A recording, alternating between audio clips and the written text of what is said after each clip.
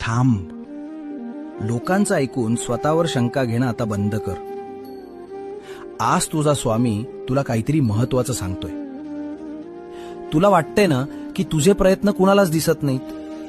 लोक तुला नावं ठेवतात, तुझी चेष्टा करतात आणि त्यामुळे तू आतून खचलायस.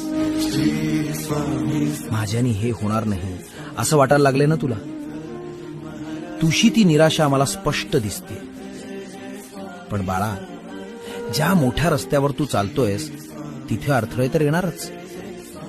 लोकांचं काम आहे बोलणं, पण तुझं काम आहे फक्त पुढे चालत राहणं. तुझ्या कष्टांना आणि तुझ्या कलेला योग्य दिशा मी देईन. तू फक्त 1 पाऊल पुढे टाक, मी 10 पावलं तुझ्यासोबत चालेन. खंबीरपणे उभा राहा, भिवू नकोस. मी तुझ्या पाठीशी आहे.